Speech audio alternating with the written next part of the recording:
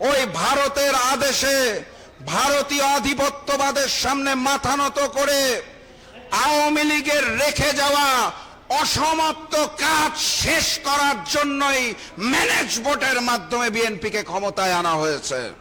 এমন এক অথর্ব সংসদ আমরা পেয়েছি যেখানে বিরোধী দলের নেতার বক্তব্যের পর সরকার দলের নেতা ভয়ের চোটে মাইক হাতে নিতে পারে না, মাইক পাঠিয়ে দেয় স্বরাষ্ট্রমন্ত্রীর কাছে।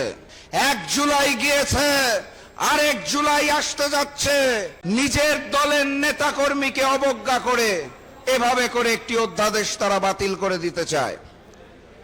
একটি সরকারকে স্বৈরাচার হওয়ার জন্য এবং ফ্যাসিস্ট হওয়ার জন্য যা যা উপাদান প্রয়োজন সব তারা প্রমাণ করে দিয়েছে।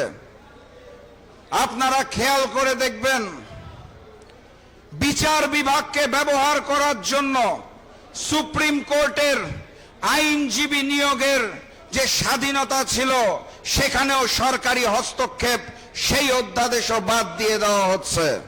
অর্থাৎ তারা বিচার বিভাগকে ব্যবহার করতে চায়, তারা নতুন করে স্বৈরাচার হতে চায়। বিরোধী দলকে দমন করার জন্য পুলিশকে নিয়ে যে অধ্যাদেশ করা হয়েছিল সেই অধ্যাদেশকেও তারা বাদ দিয়ে দিচ্ছে।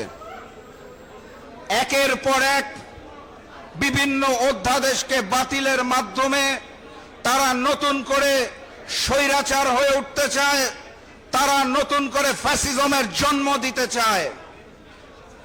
আর এই যে জুলাই সনদ, জানি আমাদের নতুন করে এখন আন্দোলনে নামতে হচ্ছে, সেটা তারা মুখে বলে অক্ষরে অক্ষরে বাস্তবায়ন করব, অথচ তারা সংস্কার পরিষদের শপথ নিতেই রাজি হয় না।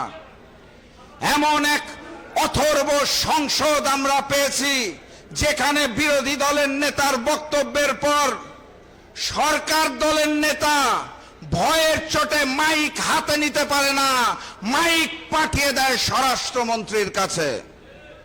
সংগ্রামী সাথী এবং বন্ধুগণ, পারিপার্শ্বিক অবস্থা দেখে আমরা এই ধারণাতেই উপলব্ধি হতে বাধ্য হয়েছি, ওই ভারতের আদেশে ভারতীয় আধিপত্যবাদের সামনে মাথা নত করে আওয়ামী লীগের রেখে যাওয়া অসমাপ্ত কাজ শেষ করার জন্যই ম্যানেজ ভোটের মাধ্যমে বিএনপিকে ক্ষমতায় আনা হয়েছে।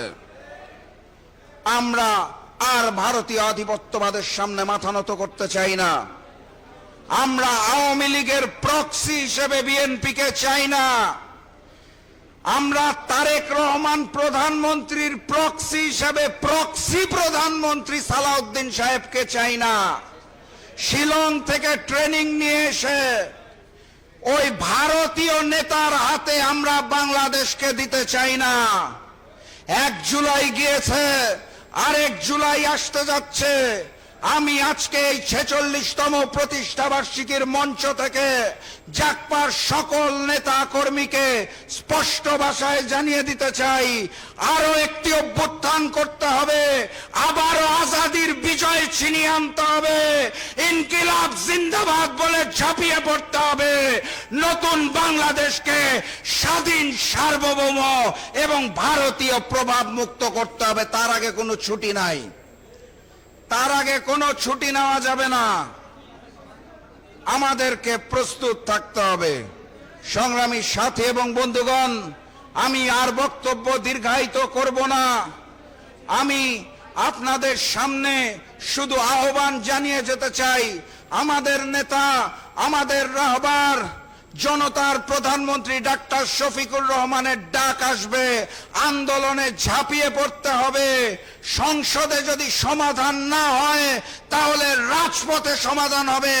জুলাইয়ের রক্তের সাথে বেইমানি করে বাংলার মসনদে কোনো ভারতীয় সরকারকে আমরা থাকতে দিব না ইনশাআল্লাহ। সংগ্রামী সাথী এবং বন্ধুগণ, আপনাদের প্রতি এই উদাত্ত আহ্বান জানিয়ে আমি আজকের মতো বিদায় নিচ্ছি। বিজয়ের পথে যাত্রা শুরু, জীবন অথবা মৃত্যু। আসসালামু আলাইকুম।